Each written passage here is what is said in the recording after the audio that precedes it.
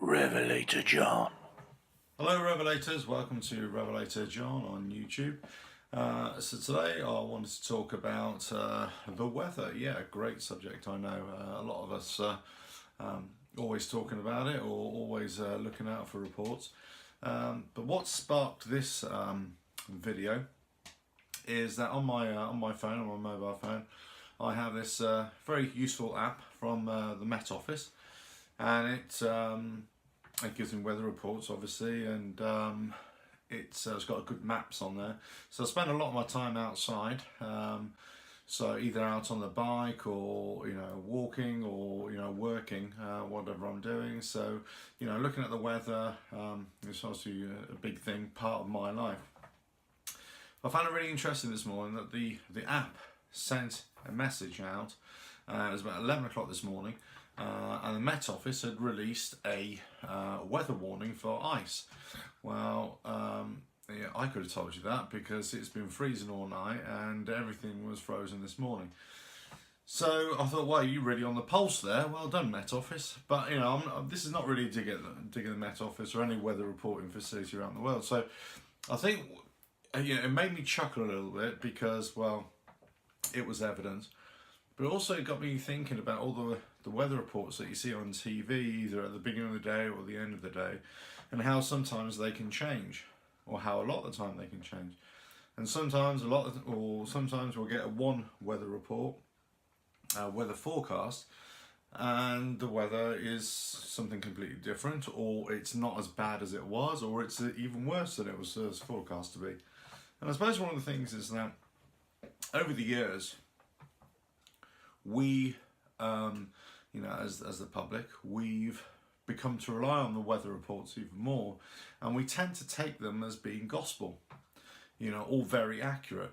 Now, the reality is that weather reports, or weather forecasting, I should say, it's not an exact science per se. It's not a predictive science with 100% accuracy. Let me put it that way. We're talking about 75, 80%, at best on a good day. It only creeps up to 100%, the nearer you are to the event. So as it's actually virtually happening, then you can get up to 100%. But up until then, it's still way down to 75%. Now, a lot of that is they're looking at all the dynamic variables that create the weather. But they're also looking at weather models and also weather patterns from the past. And that's how they'll make their forecast. So when we're looking at the TV for the TV weather girl or weather man, whatever it is, and they're saying, well, the weather for tomorrow is going to be like this, and we're expecting this, we're expecting that, we're expecting wind and high temperatures or freezing temperatures. They're basing that on past weather models, past weather patterns, but then they're also looking at all the different dynamics. So in its simplest term, in its simplest form, weather is mostly or highly influenced by a couple of factors. So the sun, okay, depending on the time of year, would determine how much sun we get, and that would determine over different parts of the world how high the atmosphere is, how big the atmosphere is. So the bigger the atmosphere, the higher the atmosphere, the more pressure it exerts down the atmosphere. So if you've got a high pressure coming down, it tends to blow away, if you like, all the bad weather. So that's why they say with a high pressure, you're usually going to have good weather. With a low pressure, when there's not receiving as much sunlight, for example, low pressure, then basically, everything's going to be sucked in from higher pressure areas around. So that's going to bring in bad weather. Okay, so that's in its very simplest form. So the sun has a major influence. The other major influence is moisture, how much moisture is in the atmosphere.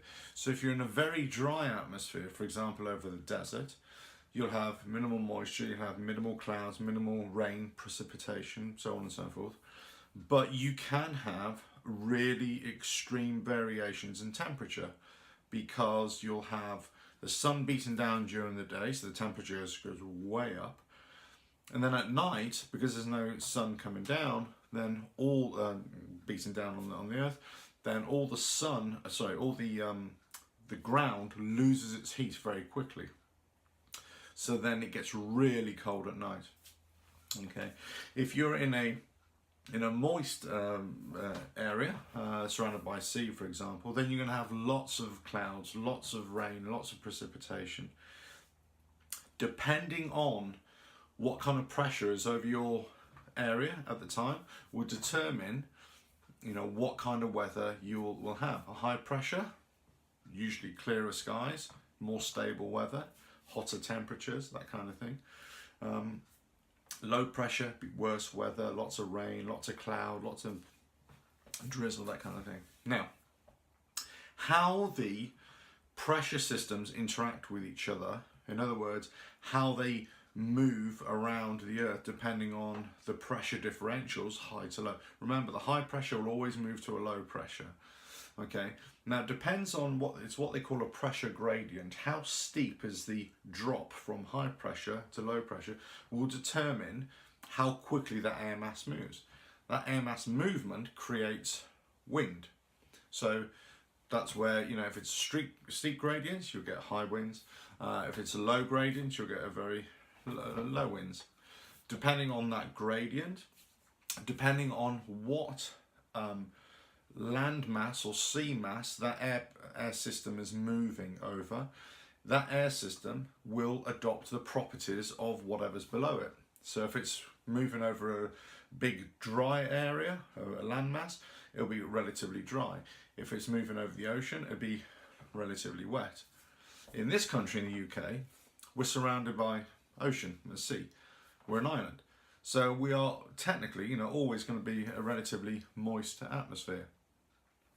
I talk in these terms because weather is about relativity. It's about how high air pressure is on one day to another day. How high one air pressure is in a given area and how relatively high that is compared to a low pressure somewhere else in a geographic location.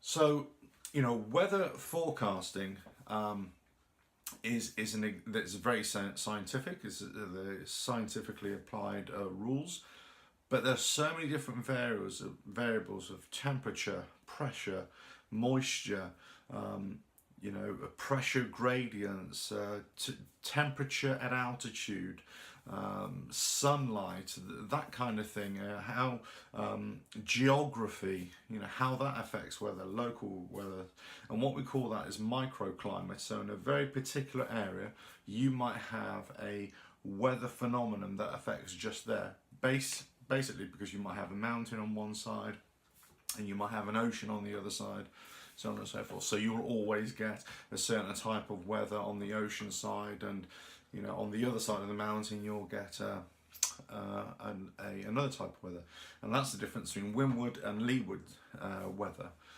So that's the kind of thing. So when we're talking about weather phenomenon, and we're talking about weather forecasting in particular, okay, what we all have to understand is that we can have weather reports, we can have weather forecasting, but it is only an 80% science, and it only becomes more and more accurate the nearer we are to the actual event.